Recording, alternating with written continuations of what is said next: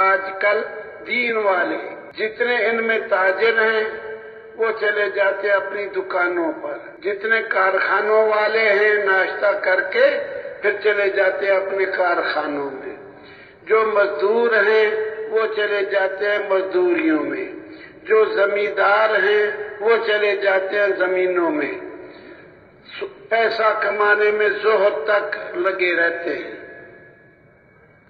ظہر کی نماز اپنے کاروبار کے قریب کسی مسجد میں پڑھ لیتے ہیں، عصر بھی پڑھ لیتے ہیں، شام کو گھر آئے، عشاء کی نماز مغرب کی سنت کے مطابق، کھانا کھایا رات کا سنت کے مطابق، پھر رات کے وظیفے پورے کر لیے، سورۃ ملک پڑھ لی، آیت الکرسی پڑھ لی، تسبیحاں پڑھ لی، پھر سنت کے مطابق لیٹ گئے، اللہم بسمک اموت و احیا۔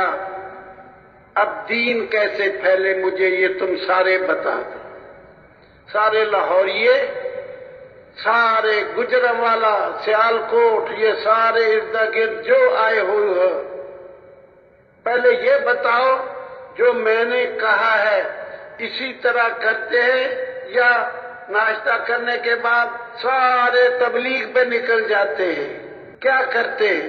ناراض نہ ہونا، بات سمجھنے کی کوشش کرنا۔ اطاعت بھی نبی علیہ السلام کی ہم ادھوری کرتے ہیں، کھانے میں اطاعت، پینے میں جیسے یہ سارا بتا دیا، لباس میں اطاعت، شکل داڑھی رکھ لی، سارا الحمدللہ، بہت مبارک، بہت مبارک۔ دین پھیلانے میں اطاعت یہ کون کرے گا؟ اب تھوڑی سی جھلکی یہ کہہ کے بات ختم کرتا ہوں۔